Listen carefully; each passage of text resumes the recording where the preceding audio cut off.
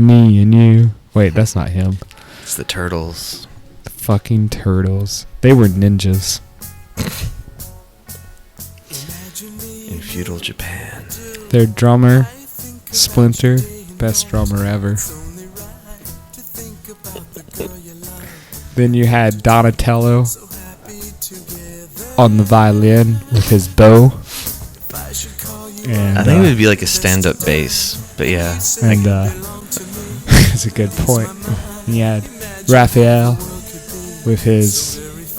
That's more like a violin. If you turn the blunt side. The jite? Is that a jite? What the fuck is that called? Sai. A sai. Oh, a jite is a different thing. A jite is another. Man, I thought you were a Ninja Turtles fan. Raph, of course, has the double size. No, S-A-I. I just forgot what a sai was called. It's called a sai. You know, if this podcast had a weapon, it would be a sai. Jesus Christ. I just looked up sai.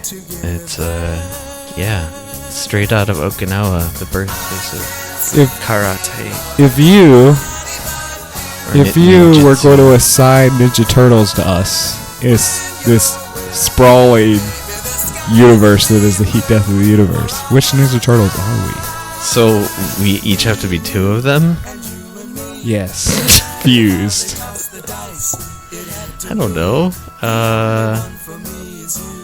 I see you as the Leonardo Raphael of the team. Oh, that's really flattering, dude. Because Leo's the leader, and Raph is the moody, the brooding, moody one. I'll take it. I see myself. You get to be the party dude and the technical engineer, the nerd. The tech nerd. Though I'm kind of thinking that maybe I'm just the party dude and you're also the Donatello since you do all the editing. I just give... But you know about computers and shit. I don't. That's true. You can keep Donatello. Don't make me take 3 of the 4 turtles. Don't be so hard on you. You can be Splinter and party dude. It's like your dual sides. I mean, your wise philosopher side and your party dude side.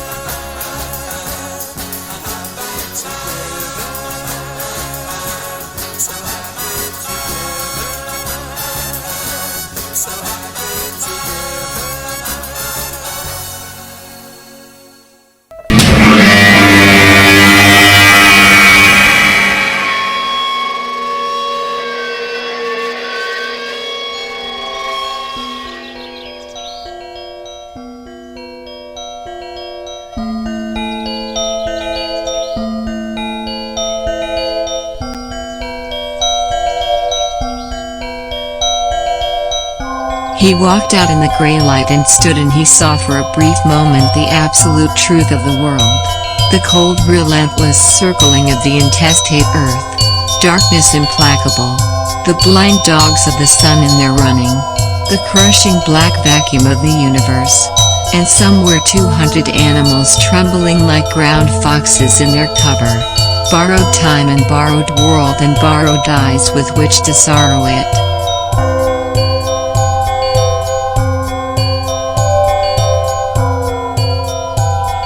And lo, for the earth was empty of form, and void, and darkness was all over the face of the deep, and we said, look at that fucker dance.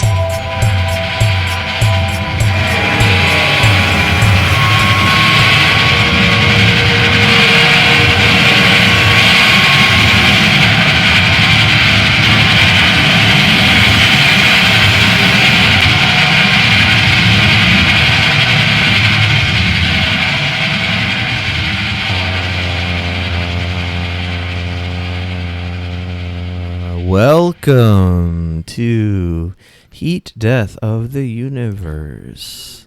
It is September 27th, year of our Lord 2020. It is exactly 4:30 p.m. in the afternoon. The sun is high and bright in the sky and burning into our backs, sort of. Jason's back mostly. I bear it. I bear it for the good of the podcast. Cheers. We've got another edition of the Clickbait Roulette. And how shall we start? You choose. Dealer's choice. Dealer's choice, eh? All right. So, this one. This is the one. I mean, do you want me to go first, or do you want you to go first? I want to tell you about... Well, the headline is Meet Mongolia's Most Eligible Eagle Hunter. Nice. I think I watched an episode of Lassie about this. You remember Lassie? I do. I don't know how you make the connection to anything to do with Mongolia and Lassie, but... The only episode I remember about Lassie is the time Lassie went to Mongolia. Is that for real? I don't remember. There wasn't... Seems implausible to me. There was a man in the Lassie town, the town of Lassie, who killed an eagle, and Lassie's pet boy, who probably had a name in the show, was very disturbed. Timmy or Tommy or Johnny. Very, very disturbed by this man who killed an eagle, and him and Lassie helped bring the eagle killer to justice. Okay, so this is about eagles, but nothing about Mongolia. All of Lassie takes place in Mongolia, God's country. I forgot. Okay. Let's speculate blindly. Mongolia's most eligible eagle hunter. Well, the eligibility would either be like in terms of like an eligible like bachelor maybe. Although I'm just assuming that this eagle hunter is male, which may be quite presumptuous of me. But I'm going to stick with that. You're right. Either in terms of like bachelor eligibility, like the ladies like this guy for some reason. He's a hunter of eagles. I don't know much about Mongolia. I know that there's like people that hunt with like hawks, maybe eagles as well. Like they train them to help hunt. That's kind of cool. That's maybe the only thing I really even know about Mongolia is that. Or maybe there's some sort of like American Idol, America's Got Talent, whatever, one of those American or British talent shows, those horrifying spectacles. Maybe Mongolia's version is with hunters of wild game. Yeah, I think that's all I got. All you got? Well, I mean, okay. Or maybe he's actually just hunting. Maybe he's hunting the hunting eagles, and he's like a total outlaw. Although that wouldn't really work with the most eligible part either. But yeah, imagine like a total outlaw in Mongolia riding around on horseback who's just like shooting these like beautiful, majestic predator raptors, these birds out of the sky as they're trying to in turn hunt for their masters. Just imagine it. Yeah, I mean, I don't know. I just made 3 guesses. I think it's good enough. Your guesses were basically on the nose. He oh, really? It can't be possible that all 3 of them were right. I mean, the guesses basically come together. He's a very handsome, by Mongolian standards, man. What does that mean? Well, he's a handsome... You racist. He's a handsome, weathered man who likes to ride horses, and he hunts with an eagle. All right, I'm looking at it now. He hunts with an eagle. The full non-clickbait title is quote, "The girls go crazy over him." Meet Jenisebek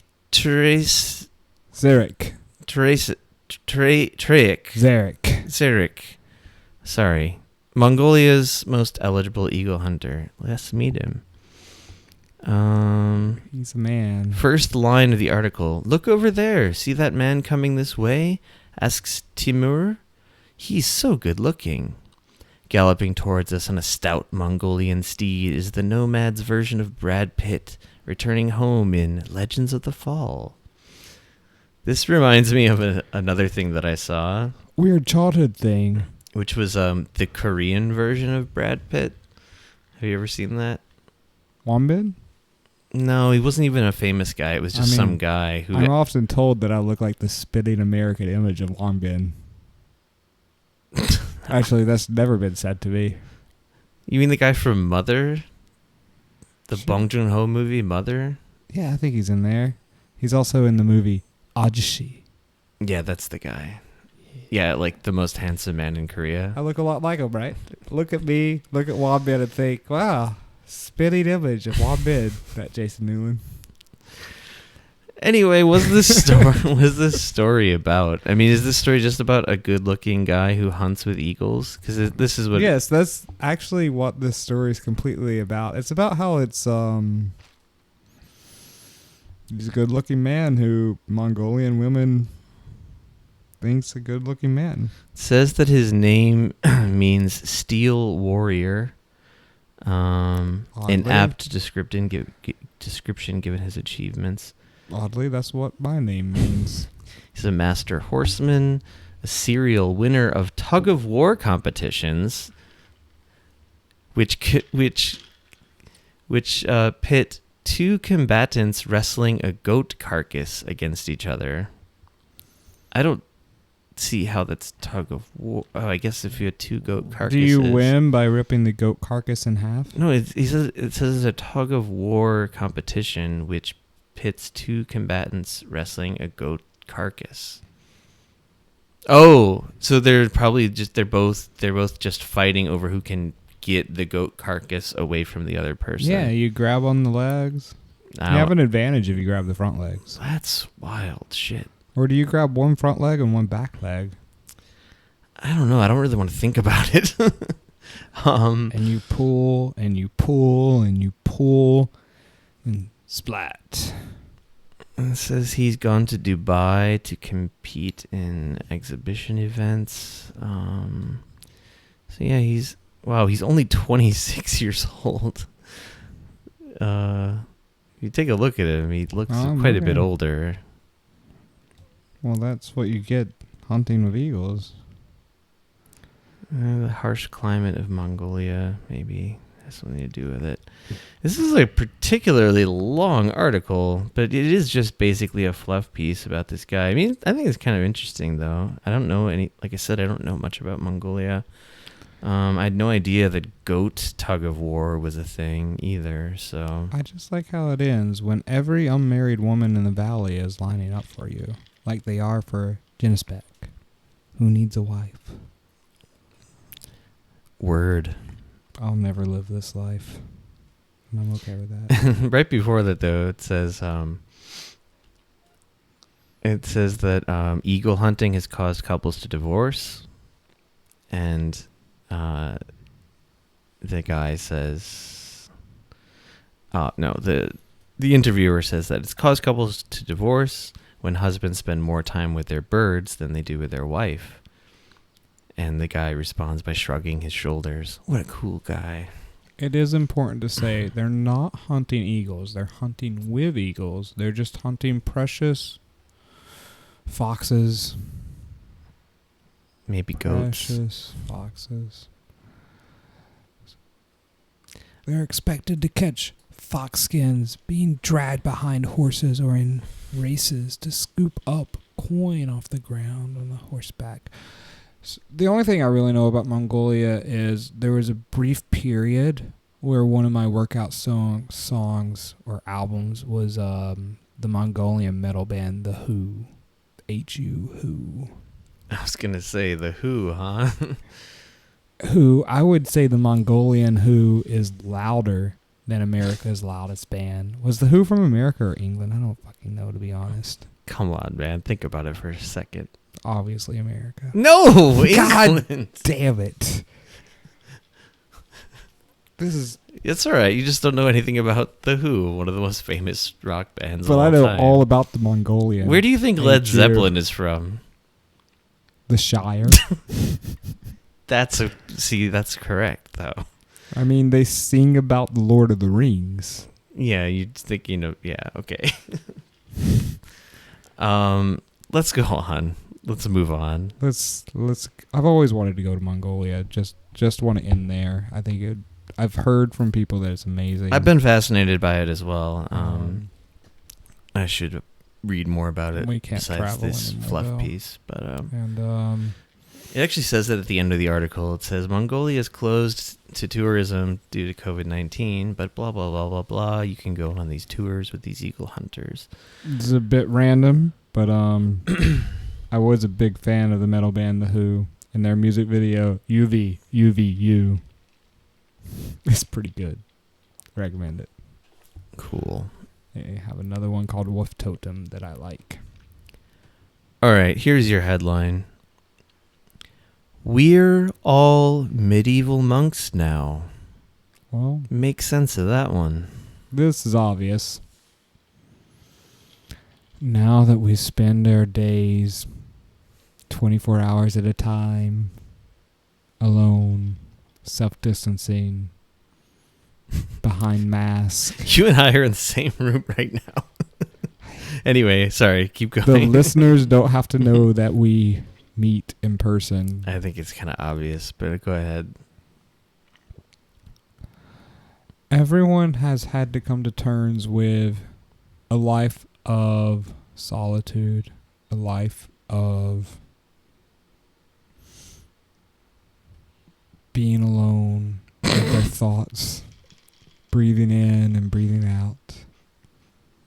That we're in this, what I would call a renaissance, where people have really started to dig deep and dig down to their personal selves. Much like the medieval monks did before the Renaissance, when times were still dark, and some people didn't call it medieval, they called it the Dark Ages. And maybe this new period of monkness is a period that presupposes enlightenment, and we're all on the verge of enlightenment. I think that now that we've come to terms with ourselves, now that we've taken hard looks at ourselves, that we can better understand others and make choices that don't just benefit one. Maybe culture's taught us that it's important to only think about yourself and make sure that you're pulling your bootstraps before you pull someone else's bootstraps. But we've realized that it's hard. It's hard to just stay and sit with your thoughts. It's scary even. And we know that the collective is important, especially when we're so far away from the collective. So like the enlightened monks of old, we've reached this place of understanding, and it's time for us to work together and achieve a sort of ascension together. Is that what the article about? Is that it? You're not far off. Oh, excellent. I guess. I mean, in the sense that my brief look at this article is a bunch of rambling pseudo-philosophical bullshit. I would say everything I just said was, well, pseudo-philosophical bullshit, to be honest. It's basically just about COVID and like the mental effects that it's having on people. God, its real name is the Unrelenting Horizonlessness of the COVID world. Oh, that's the real name? Okay. Uh-oh. Oh, there I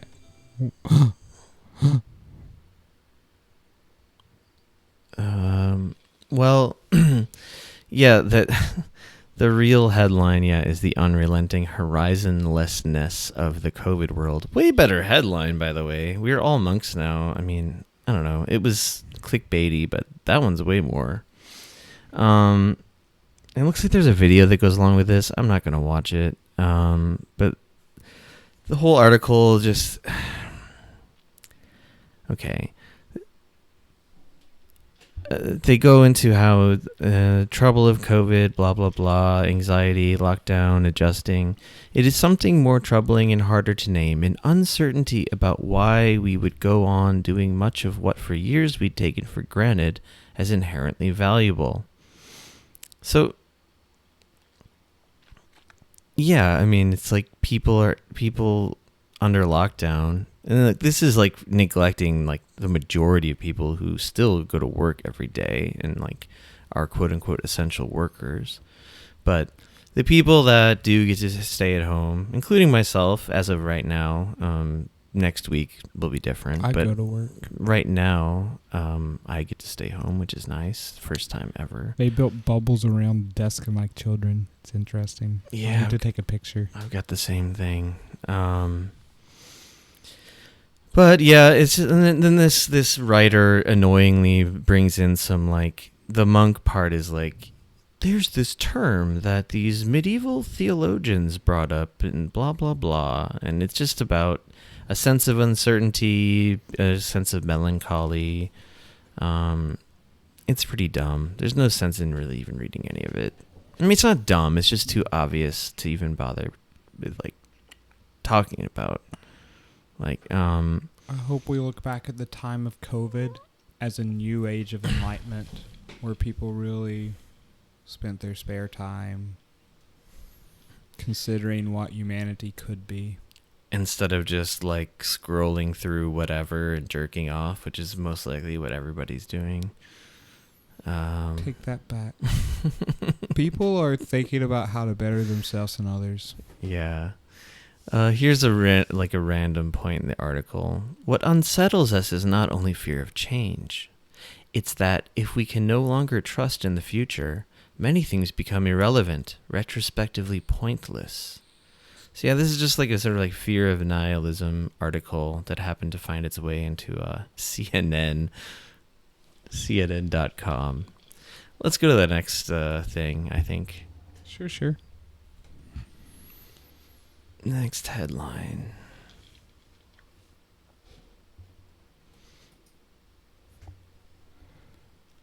Here's one for you. Did you know most clothes can be recycled? And there are 8 other myths. The myth is that clothes can be recycled? Most clothes can be recycled, and 8 other myths. Most clothes can be recycled? Myth. And 8 more myths. Okay. Well, I don't know if I ever heard or believed or had the idea in my head that most clothes could be recycled. I guess it kind of seems intuitive, though, that they could be. Yeah. That seems. I'm skeptical of the claim that that's even a myth.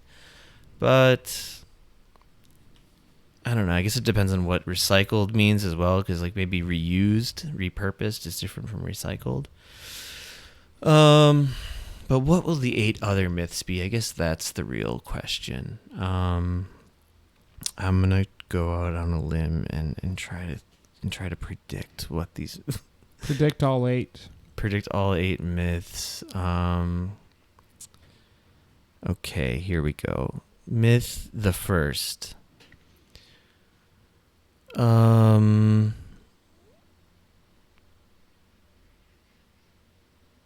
Water is a necessary component for human life. Myth. Confirmed. Myth. That is totally a conspiracy from the fluoride industry, for one, and big water. Big bottled water. Big bottled water. True. Somehow I'm gonna say fluoride is even more interested, more invested. I spent the good part of the 80s without ever drinking a single sip of water. You have said this on the podcast before. You said that, in the good old 80s, we only drank cola. I was a very round kid. Yeah, I believe I can quote you as saying, I didn't have a glass of water till 1996. So, yeah, proving my point. Not necessary. Myth the second. The moon landing was too real. It was realer than you'll ever know. They went to moon number 2. I don't know what that means. I'm just going to leave it at that. Myth the third. Mint chocolate chip ice cream is the key to invisibility. Prove me wrong. Myth. What am I on now? 4? The fourth myth is that the male G-spot exists. That is a myth perpetuated by big prostate. And the gay agenda. Oh no. Not the gay agenda again. And big prostate. Prostates are also a myth. That's a sub-myth of myth number 4. Aren't prostates big to begin with? Well, they're not supposed to be. That's the problem if they are. But they also don't exist, is what I'm saying. Bodies don't exist. Another myth is that whales are mammals. Dolphins also. Not mammals, come on. They swim. They live in the ocean. They're big old fish. Myth the... What am I on now? 5, 6? Something like that.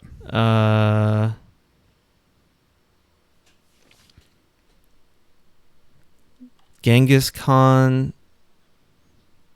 was a vegan. That is not a myth. The myth is that he wasn't a vegan. True. That's how he had so much sex. Connect the dots for me. Vegans have more sex than regular people. Oh, I never heard that. It's a benefit of a plant-based diet. Nice. Was he Mongolian? What? Was Genghis Khan Mongolian? He certainly was. Like the Who was British. The Who is Mongolian. The good Who. Oh, right. I think that Madagascar is a myth. Rather, it's real, but it's a hologram. And space and time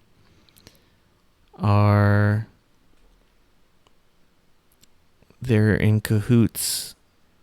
They're a communist plot.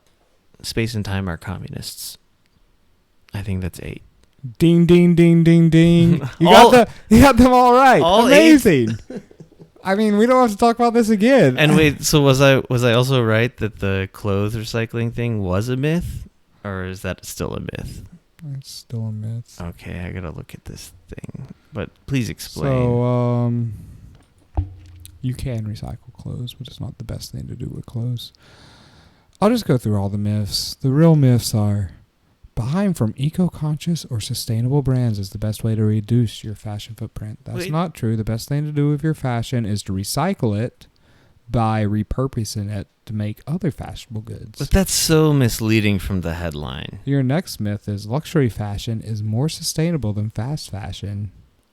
What the hell? These are all just about clothes recycling? Yes. Jesus. The more expensive the garment, the less likely workers have been exploited. That's probably not true. Many mid-priced or premium label are actually produced in the same factories as discount and fast fashion brands. Not Imagine shocking that. at all.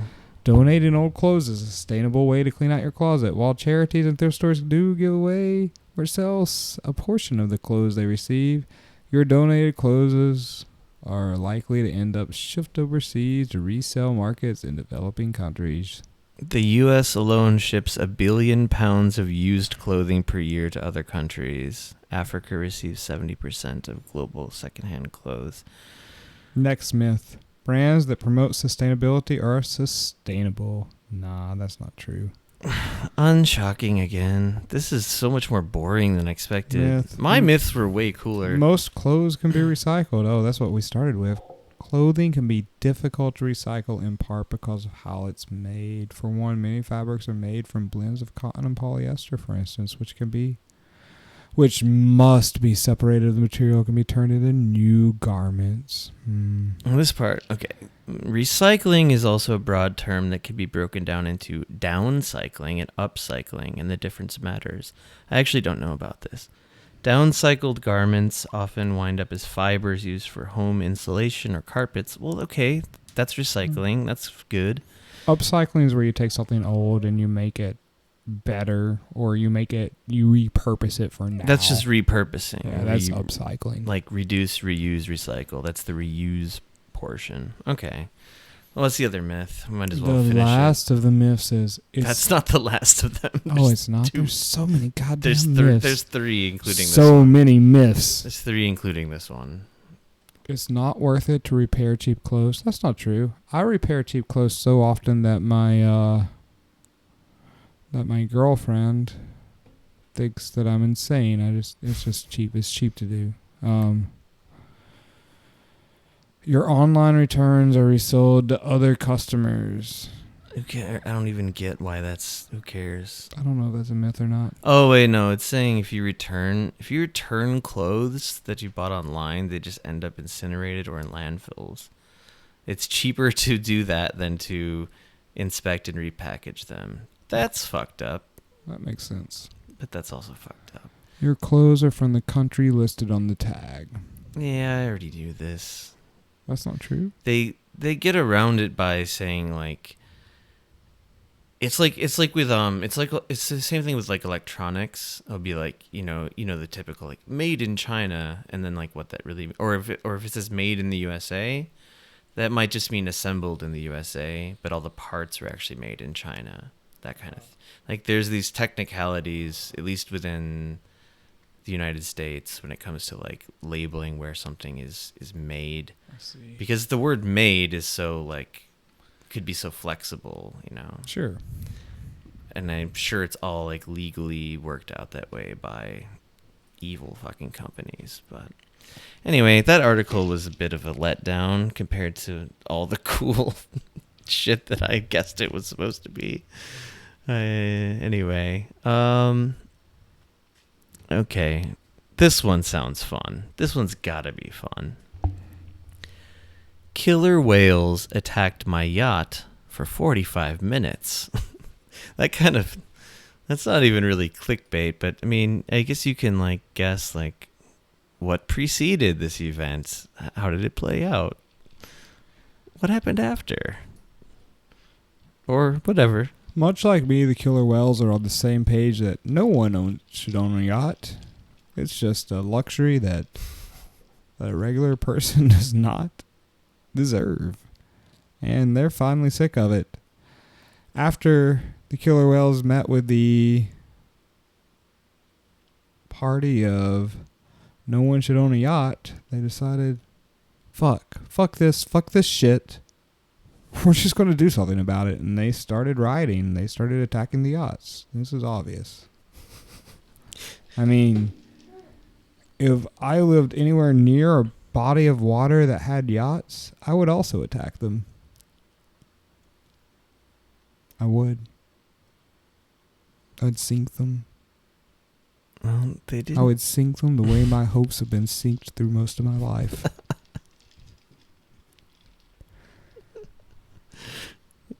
My hopes were small, too. I never even dreamed of owning a yacht. I know I'm a land-loving man with no rights to a yacht. Those killer whales, though. If anyone deserves a yacht, it's a killer whale. And they know yachts aren't good for the water. They're not good for anything. They're like the fucking Hummer of the ocean. So am I right? I get it right. Killer whales have decided to join the cause to bring down the yacht owners. And they're on the Save the Whales cause, of course. Well, wouldn't you be if you were a whale? That's why I said, of course. I'm not on the Save the Although the Whales thing cause. is that they also eat other whales, but that's another... Well, Shamu's got to eat. They eat all kinds of stuff. They're kings of the ocean. This is They eat... besides the point, but was the kid from Terminator 2 in the Shamu movies, or am I making that up in my head? You're imagining that. Okay. And I'm just so certain, not because I've seen Free Willy recently, but I think I would remember if Edward Furlong was also in Free Willy. I don't know why. I thought he was in Free Because Willy. it's probably one of those kids who's like the same kind of like Kid? prototype kid in the 90s, like with shaggy hair and whatever. I was not one of those kids. I Goddamn think I rat wanted to be. You had a rat tail? Of course I did. Look at where I grew up. Oh, hey, that's a stereotype that I'm not making. The real story is actually pretty fucking cool. Actually, are we ready for this? I'm ready for anything. A Scottish yacht owner described how his boat was attacked by 3 killer whales off the coast of Spain. So yeah,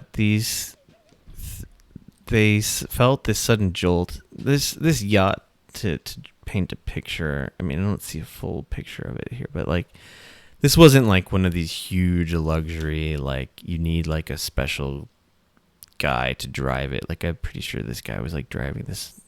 It looks almost like a sailboat type yacht. So it was a personal sized yacht. So it wasn't. I'm saying like it wasn't one of those ones that you could like land a helicopter on, like, you know, super fucking rich people yacht. I mean, a cruise ship. No, there's like a mid-size between cruise ship and... I'm always good about staying on topic, but just to get off topic for a second. Go on.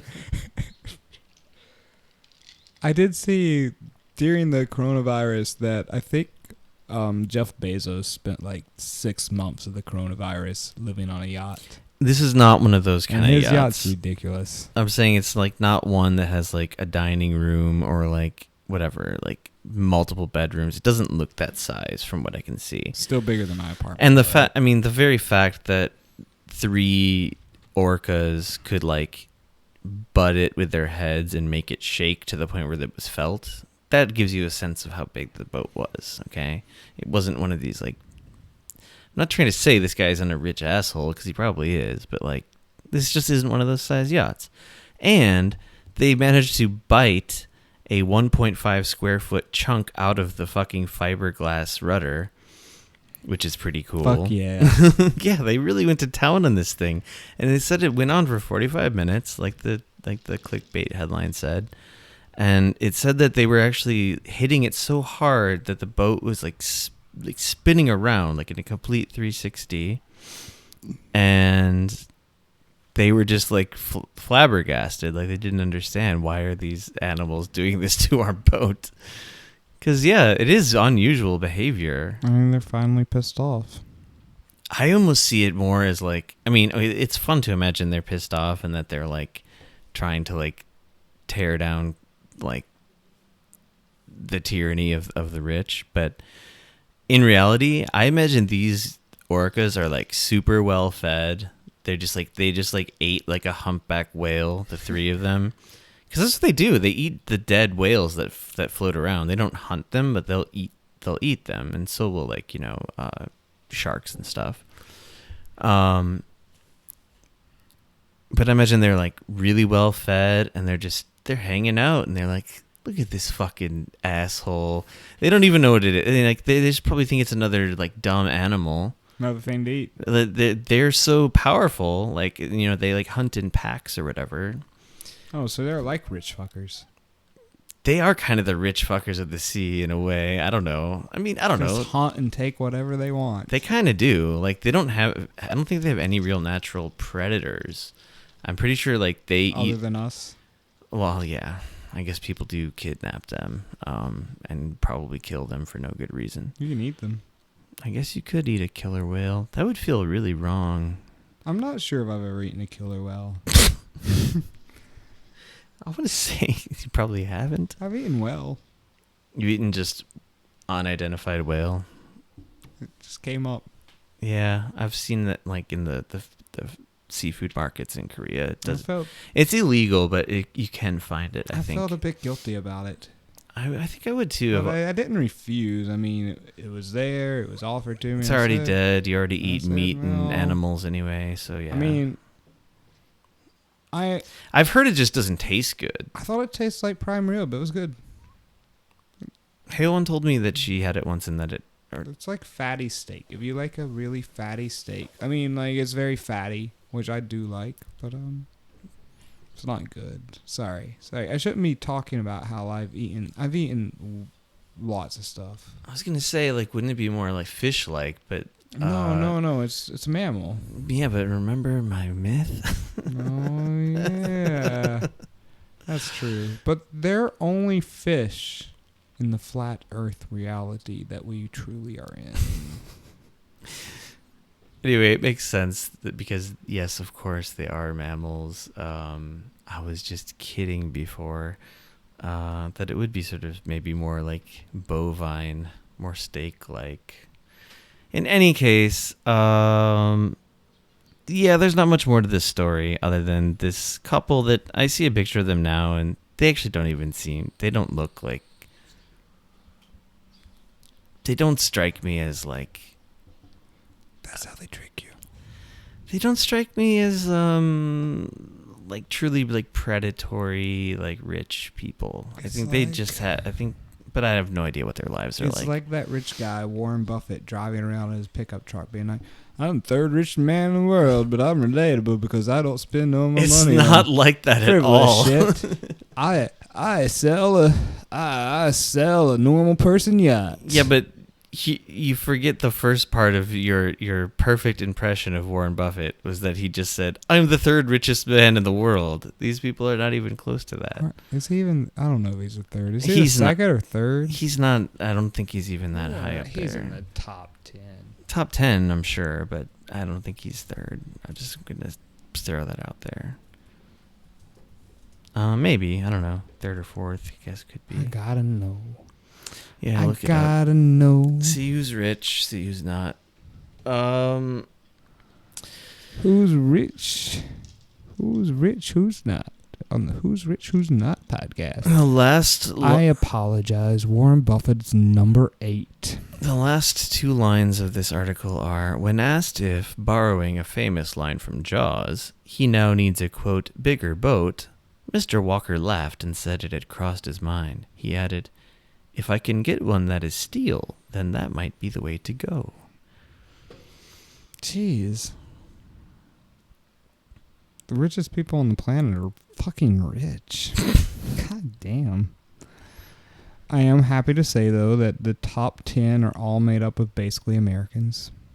I don't know why that makes me happy. I'm proud. Get some USA flex on that. Except number 2 is one of those espresso drinking Frenchmen with his cigarettes. Bernard, Arnott, and family. You got to get off the list.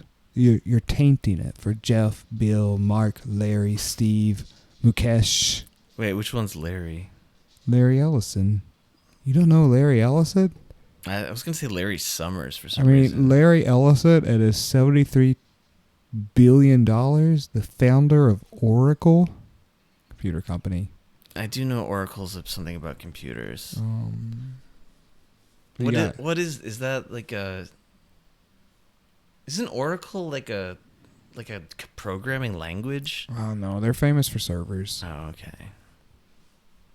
See, I don't know shit about computers. You are the Donatello of the podcast. Perhaps. I will say number 11 is a makeup guy, which is incredible to me. Jesus. Makeup guy? I've never looked at this list. What does makeup guy mean? Oh, he's like the founder of L'Oreal. That's number 5? Number 11. Oh, okay. Well, still. I mean, the others are, well, Jeff created a rainforest. Jesus Christ. Then you have Bill, who created I knew Jeff and Bill were the top 2, of course. Well, Bill is number 3. Really? Who's 2? Bernard Arnault and family, the French man. Oh, he's the second. The French man with his espresso and cigarettes. Why don't we know about him? Why don't we ridicule him as much as we ridicule Bezos? He runs a company called LVMH, which I actually have no clue what they do. I will have to look it up. Listeners, if you can, tell us what LVMH does before Google. Yes, please write in heatdeathoftheuniversepodcast at gmail.com. Because we don't know. I'm fucking dumb. And we don't have computers. You have Bill, who created soft microchips. They're like jelly microchips. Great, man. You can eat them. Then you have Mark. Fucking master of wordplay over here. Then you have Mark, who created a book made completely out of faces. He's 4th? He's number 4. Jesus. He should be. He's the same age as me. That motherfucker. Then you have Steve, who helped Bill create jelly macros. You have Steve Wozniak? No. Oh, wait, that's the Apple guy. Steve Ballmer. See, I don't even know who that is. He's like Bill's Wozniak. They both have Steves. They both have Steves. They both have like Igor Steves. They do. Where was Steve Jobs in all of this? Is he even on the list? He's dead. He can't be on the list. The top 20. I'd have to. When did he die? I'll look at the list from that year. It doesn't matter. I don't think he was in the top 10. Then you have like the 2 guys at Google rounding out the top 10 list, and Mr. Buffett, the guy who invented buffets. At number 8. I'm going to see if I can do this without taking my headphones off.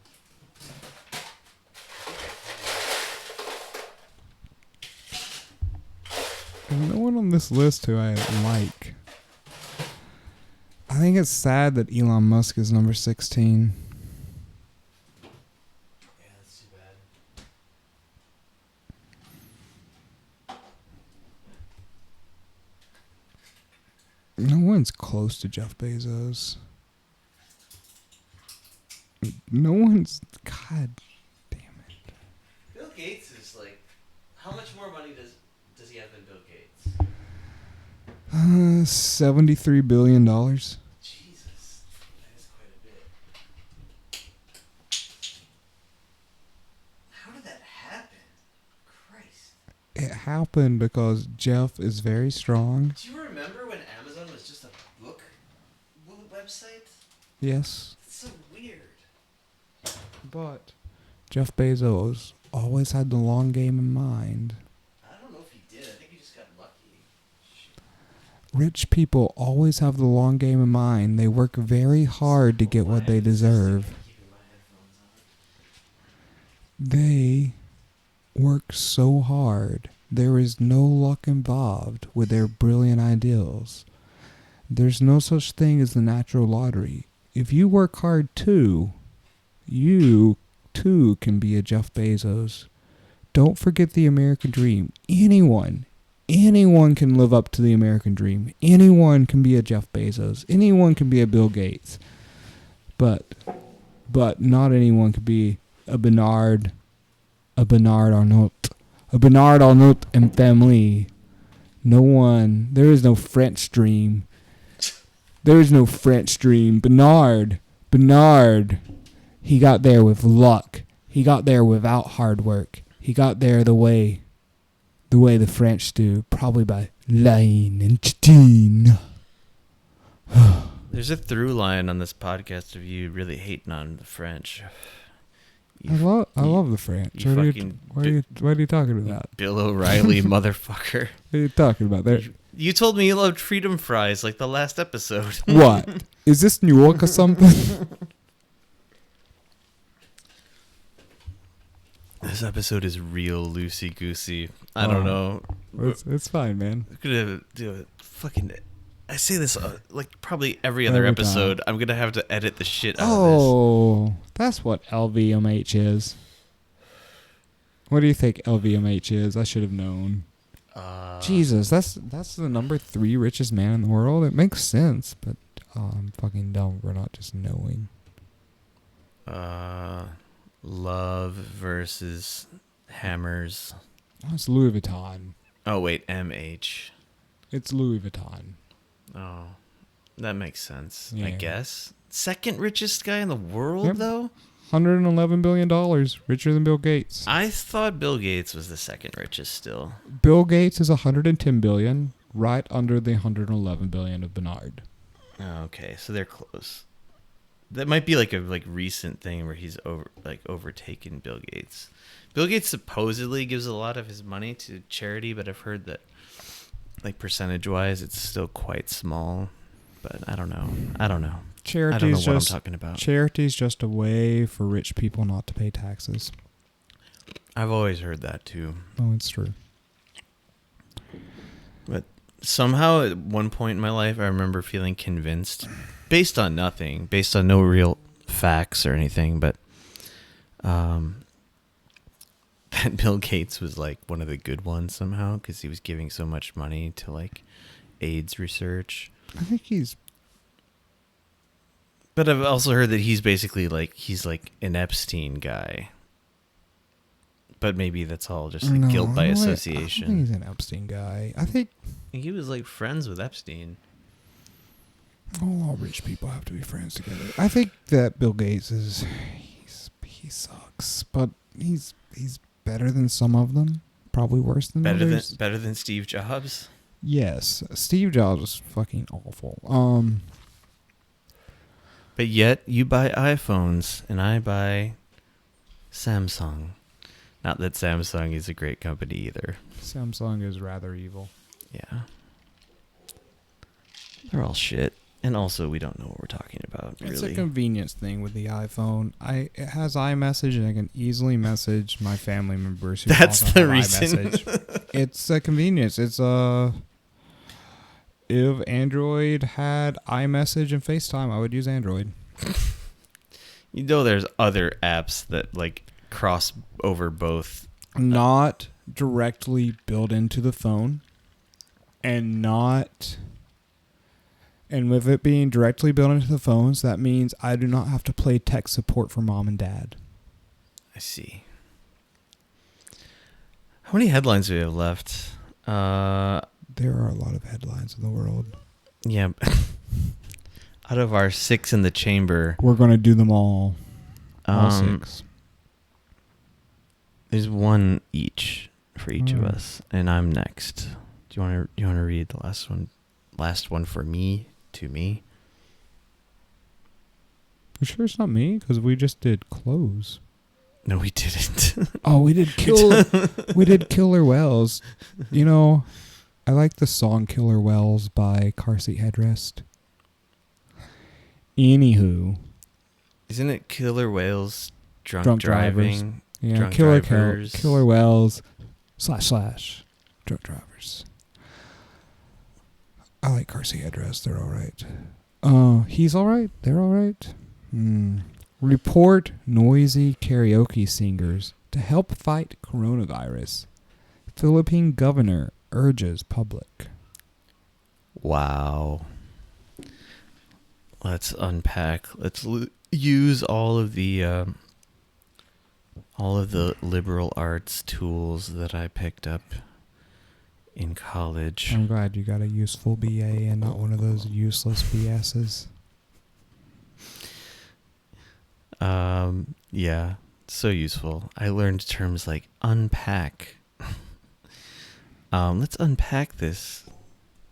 If you were an icon of critical theory, which icon would you be?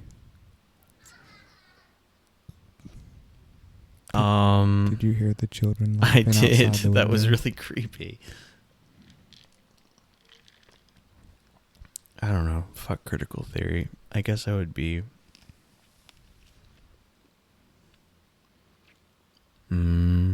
I don't know. All the ones I can think of I really don't like right now. So, none of them. That's fine. I pass. on this question. You don't have to answer all my dumb questions. I would be Derrida, and then I would fucking immediately kill myself so I could say I killed Derrida. Oh, I've thought that about myself before. That you wished you could be Derrida, a French so I could kill critical myself. theorist and then kill yourself. Sure. I think a lot of young men go through that. It's just a phase. So this is in the Philippines. A governor in the Philippines urges the public to report noisy karaoke singers. Okay. Well, this immediately makes me think of when I was visiting my friend Nick in Vietnam, and right next to his apartment, he was showing me that there were these really annoying people that would have like outdoor karaoke sessions like late into the night. So I'm thinking it's something like that, where people are just having these big packed like karaoke parties in places, which I guess if you reported them to the police to break it up, it would make the lack of social distancing, I guess you could call it, make it stop. Or maybe like karaoke places are supposed to be closed, like they are in Korea. They're supposed to be closed. Pretty sure they're not. They're not closed? They're supposed to be. Are you sure it's not just standing karaoke, but sitting karaoke's okay? That's such a bullshit way to get around it. Is you can have music performances at clubs as long as they're sitting clubs, not standing clubs.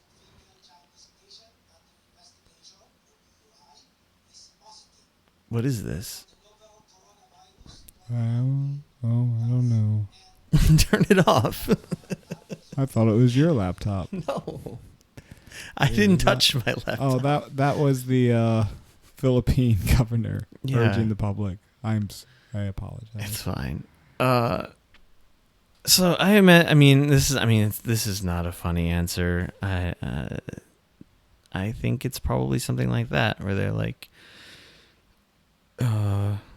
break up the illegal karaoke sessions because it's a bunch of people packed tightly together in a small place. Yeah, you're right. I mean, to continue though about the bullshit thing in Korea about the way that they're supposedly keeping COVID down, and they are keeping it down pretty well here. They're doing a good job. They are, but it's going to keep spiking up. I think it's because, it's not so much how they're regulating business. They're doing fine with that, I guess. I don't think. But they don't really enforce things like. Well, the amazing thing they do, which from looking at my own personal take on coronavirus stuff, over 95% of Koreans wear a mask. And that's basically, if you look at the stuff they are calling for Americans to do, there wouldn't be a problem in America if just 95% of people wore masks. The mask thing is huge, but what I'm saying is that if you really wanted to tamp it down the way that, say, they did in New Zealand, and yes, I know New Zealand is not like most other countries. It's very small, and the cities are spread out, and it's just everything is smaller there. But that's where hobbits live. When I read about the guidelines in Korea of what is supposed to be closed on level 2, which is what we've basically been on most of the time. And then when it spikes up, they invent new levels like level 2.5. But level 2 still says that all bars and clubs should be closed. And then they have these little exceptions, these loopholes, which is how everything stays open really. Nothing is truly closed in Korea right now. I don't think any of the norebangs, the karaoke places, are closed. They're not. And they're supposed to be, but they're not. Because the police are kind of non-existent in Korea. They exist, but they don't really enforce much. Which is good. I guess, but I think it's good. You know where I'm coming from on I this. I'm coming from the perspective of a guy who plays in a band who's really pissed off at his other bandmates for refusing to stop playing shows. And I wish that all the fucking clubs would just be shut down because it's like the worst possible place to be for spreading this virus. You're in a room with people screaming literally at you without masks on. It means all the spittle is coming out of the front of the stage onto everyone else. Everybody's drinking, so their masks are down. It's a ridiculous thing. And I hate it. And this is on the podcast now. Oh, no. I mean, I don't care about that. I wonder if this podcast is going to be worth a damn. It's going to be fine. Don't be too critical. Yeah. Tell me what this headline's really about. Please, sir. The provisional governor of the Philippines has decided that people should not have karaoke parties.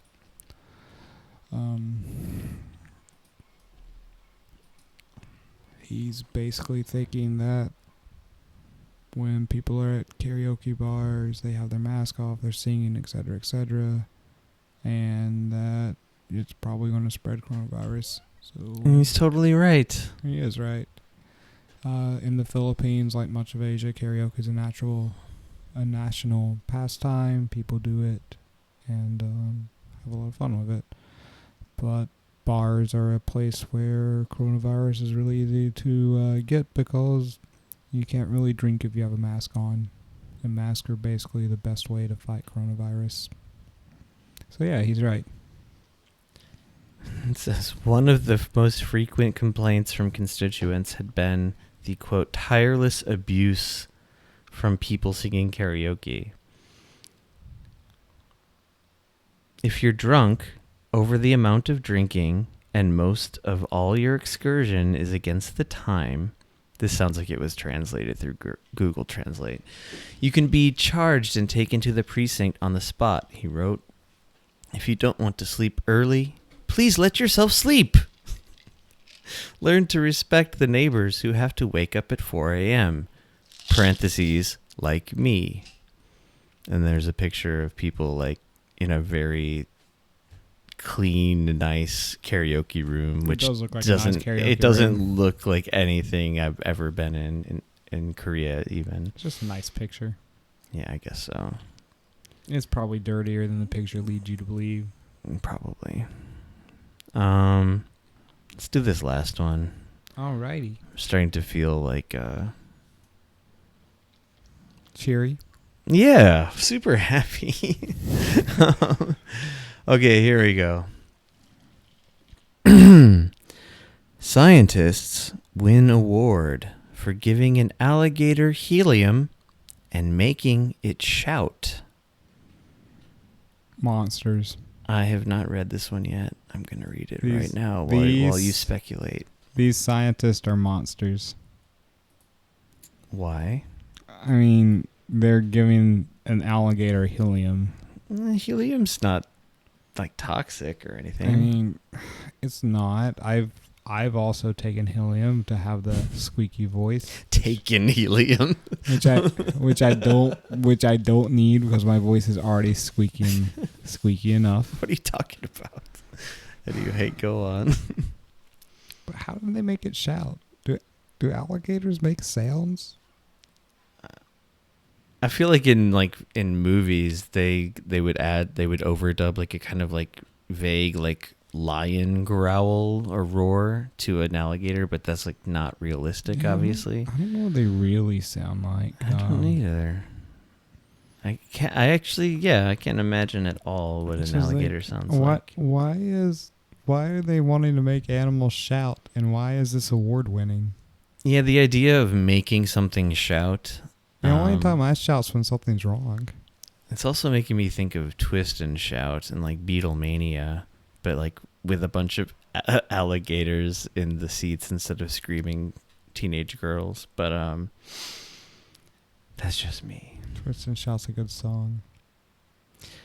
So why were they shouting? Why are they giving alligators helium? Is helium special for alligators? All right, so this is kind of like of course, as clickbait is, it's misleading, I think. I'll just read it. London. A team of scientists who put an alligator in a helium-filled box and made it shout have won an Ig Nobel Prize. A prestigious-ish, that's how it's written, prestigious, parentheses-ish, award that commemorates the science world's most unorthodox experiments. This is almost reminding me of like the, do you ever hear of like the Darwin Awards? Sure. Yeah, like people dying in the dumbest ways. But this sounds more like just like, yeah, unorthodox experiments, but it also could be like dumbest experiments. Just people trying to finish their PhD thesis. Yeah, it could be. Let's see. The group, led by researchers from Austria and Japan, were attempting to find out whether alligators' vocal communications relate to their body size. So I guess they do communicate vocally. But it was their method, rather than their hypothesis, that caught the eye of the awards committee. Another experiment which found that narcissists can be identified by their eyebrows was also honored. Now that's the headline I wish we would have found. Okay. And the ceremony's Peace Prize went to the governments of India and Pakistan for, quote, having their diplomats surreptitiously ring each other's doorbells in the middle of the night and then run away before anyone had a chance to answer the door. A reference to an incident that reportedly took place 2 years ago.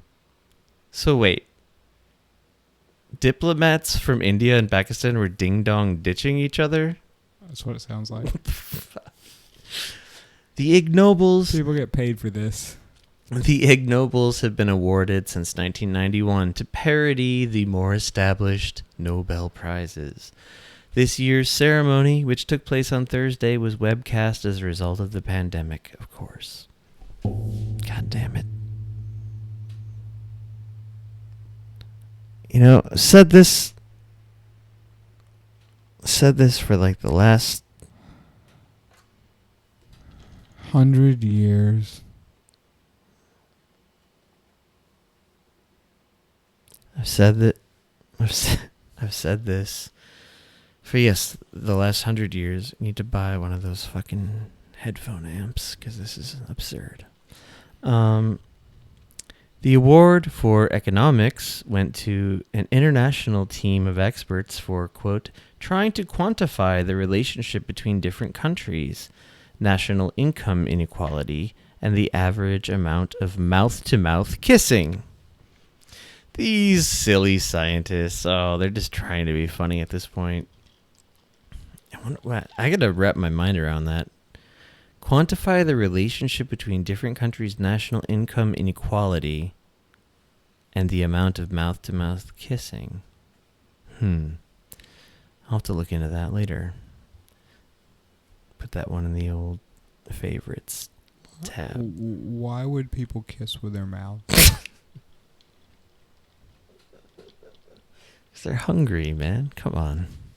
Meanwhile, American researcher Richard Vedder von... I almost said Vedder. Did you make up a name? No, I misread it at one as Von. Like I thought it was going to be like Vedder von something, because the next line is down after that. But it's American researcher Richard Vedder won the Entomology Prize for, quote, collecting evidence that many entomologists... Come on. In parentheses here says scientists who study insects. Of course I know what entomology is. Are afraid of spiders, which are not insects. This seems almost like these guys are like doing this research just to get into these awards. They are. It also seems like this whole article is just listing off all these awards and not giving us any details about this alligator screaming thing. I think it's just so they can get to the end.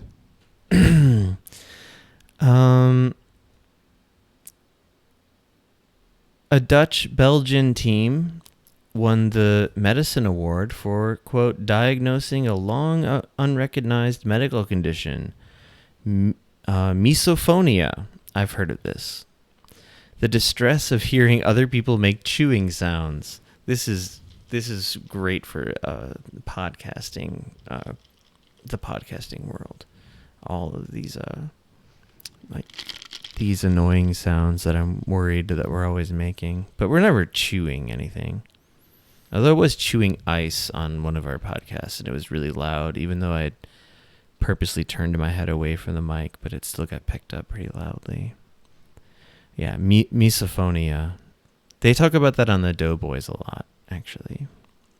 I don't like the sound of slurping noodles. I don't like almost any mouth sounds, period.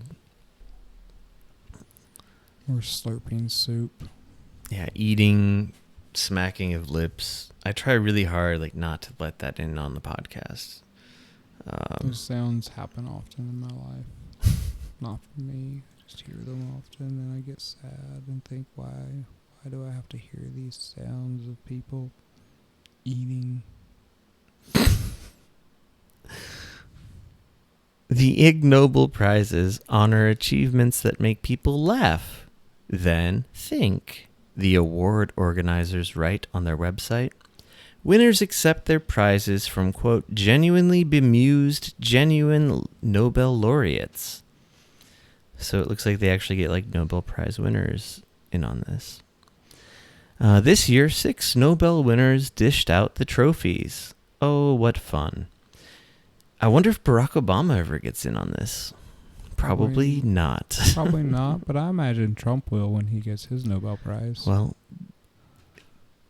the very next part of this, are you reading it?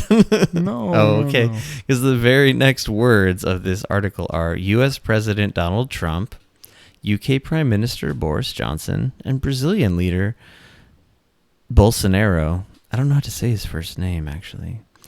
Won the Medical Education Award. Oh, they're having fun. Along with a handful of other world leaders for using the pandemic to teach the world that, quote, politicians can have a more immediate effect on life and death than scientists and doctors can. A not-so-subtle dig at those politicians' handling of the coronavirus crisis. Those 3 definitely deserve to be raked over the coals, I would say. Fuckers, goddamn morons. You know, Boris Johnson is back on the herd immunity thing.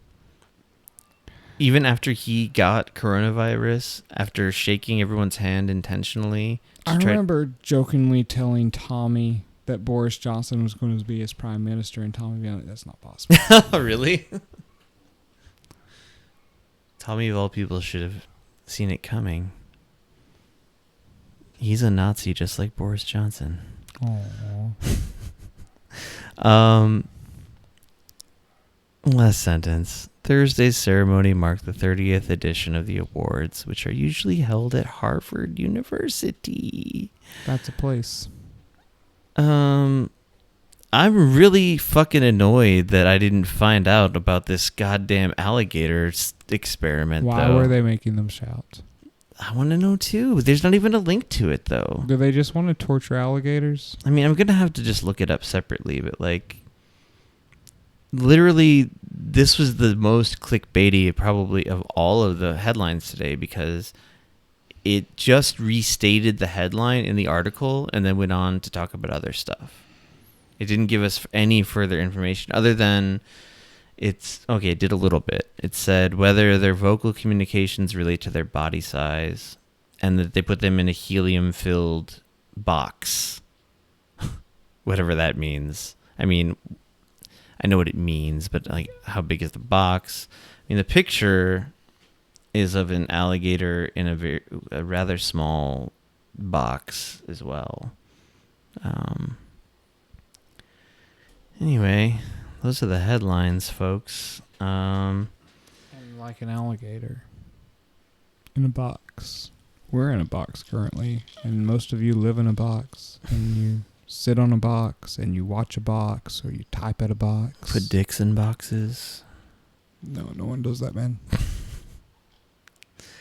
I'm just gonna go through the headlines that didn't get chosen, or some of them. So we always like pool together a bunch of headlines, and then so usually look behind the curtain, and then Jason will choose 3 that look interesting, and then I'll choose 3 that look interesting, and none of us have read them, and that's how it goes. But there's a bunch left over today. I'm gonna not read all of them, but okay. Here's one. Why passenger jets could soon be flying in formation. I'm curious about that. I'm going to have to check it out later. How the 1% are preparing for the apocalypse. That's too obvious, but I put it on there anyway for some reason. And they prepare by making Soylent. Yeah, obviously.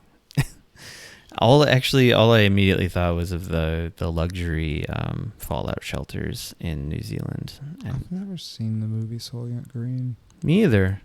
I know a lot about it. I know about like most of the key scenes in it. God damn it.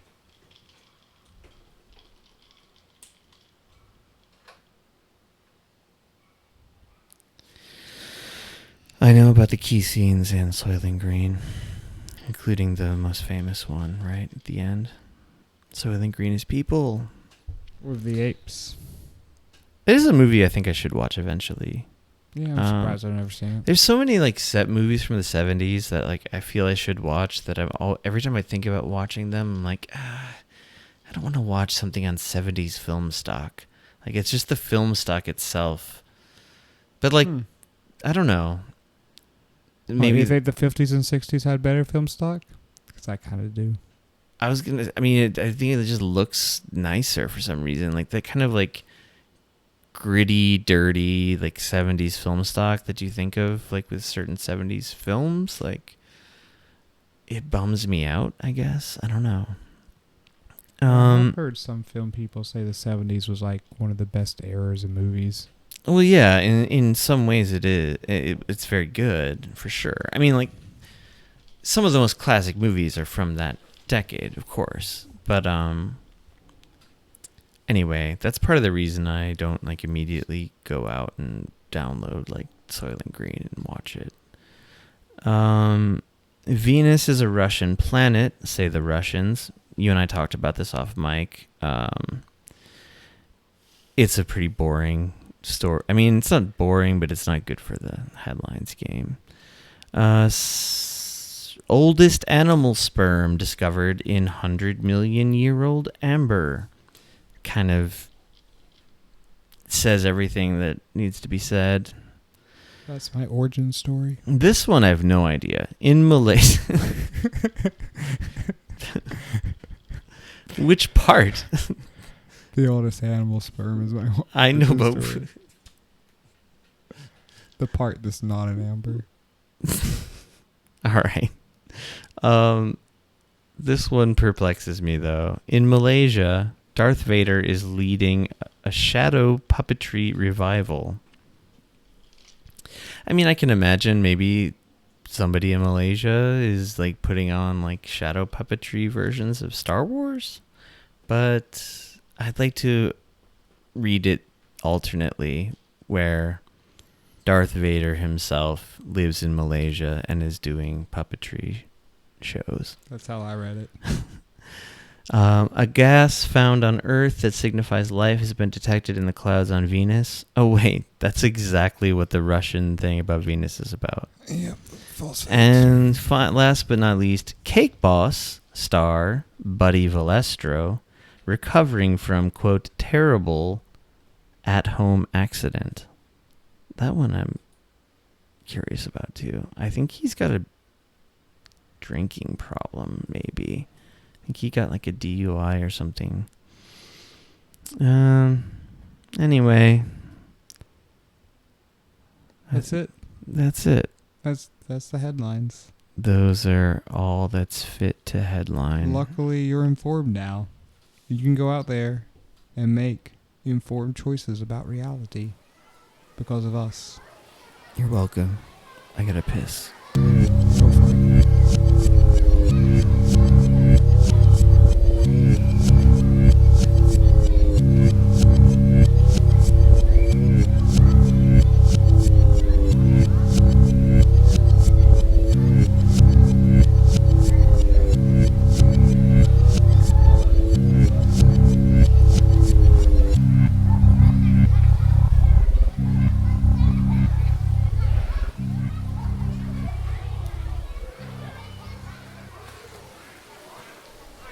I would like to recommend a TV show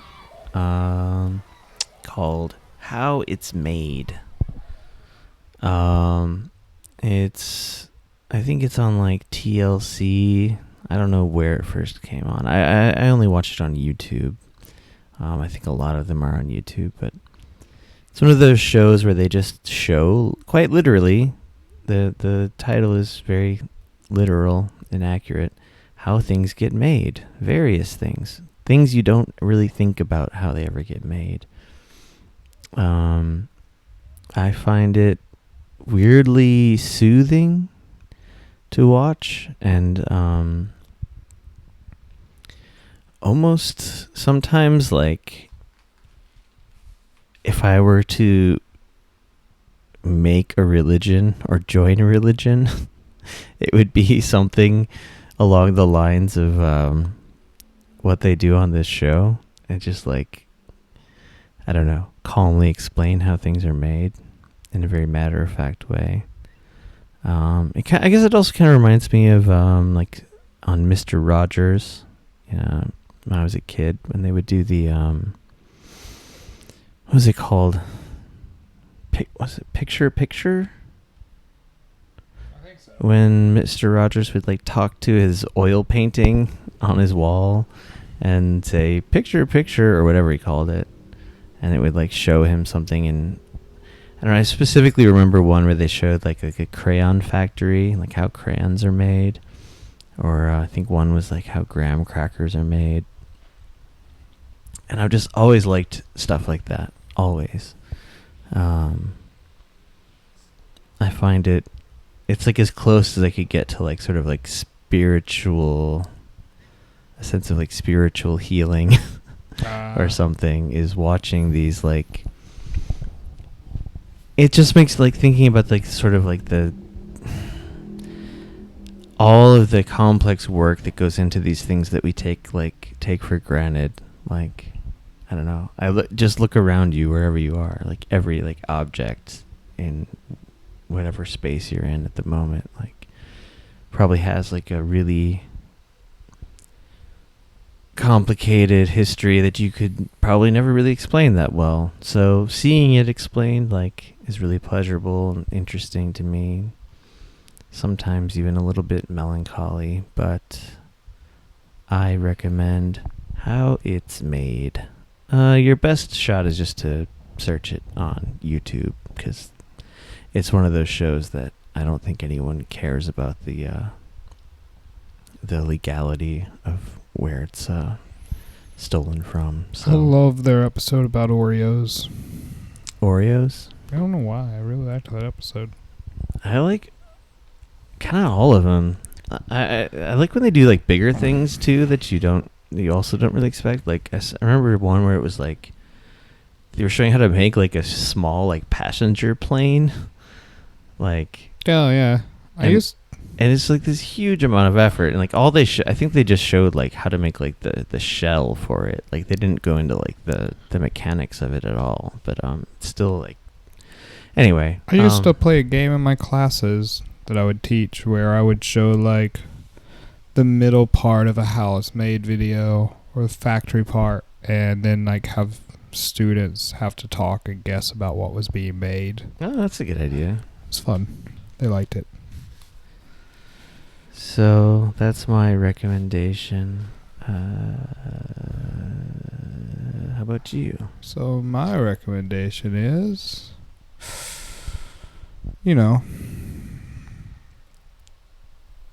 I don't know. Yeah. Revisit something you love. That's my recommendation. That's such a cop-out. Okay, I'll give you a real recommendation. It's so hard. No. Or we could just take a break and you can think about it. Okay. You could just edit something, man. There's no pressure.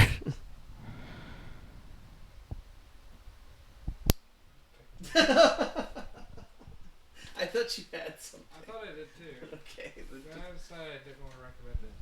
Don't worry about it.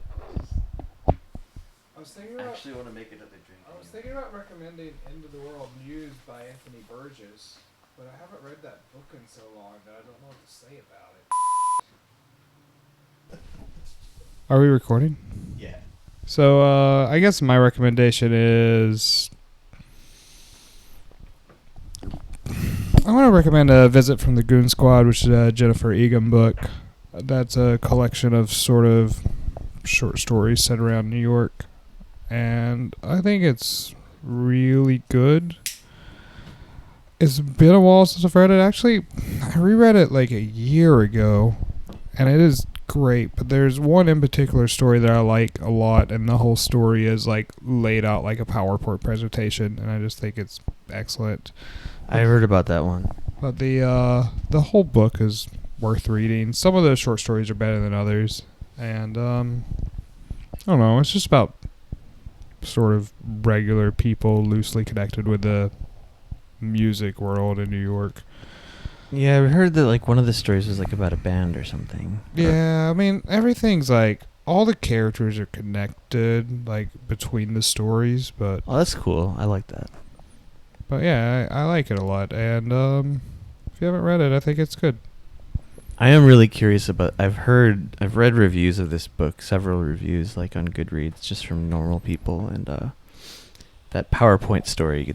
I remember it being brought up a lot as being really like inventive and interesting. It was interesting. The first time I read through it, I was like, "This is cool. I haven't seen anything like this in a book." Can you explain like, not what it's about necessarily, but like how does a short story take on the qualities of a PowerPoint presentation? Is it actually like It's literally laid out as like slides. It's of a PowerPoint. visually. Yeah, it's okay. visually laid out on the Okay. page. That makes sense. Yeah.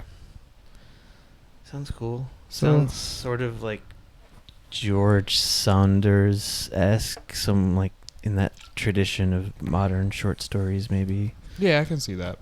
I mean, that's actually that's such a lame comparison. So much shit gets compared to Saunders, but I mean, my other recommendation might be, why don't you go out there and learn to be critical like Derrida was, and then kill yourself. and then kill yourself. Speaking of and then killing yourself, Let's go do that.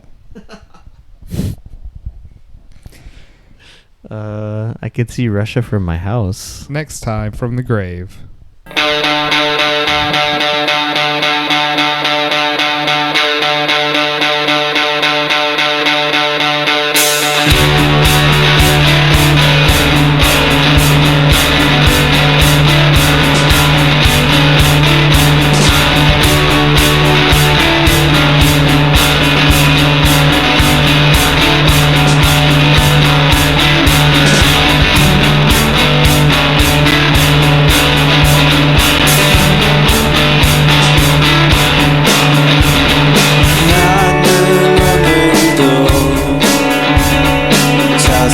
Now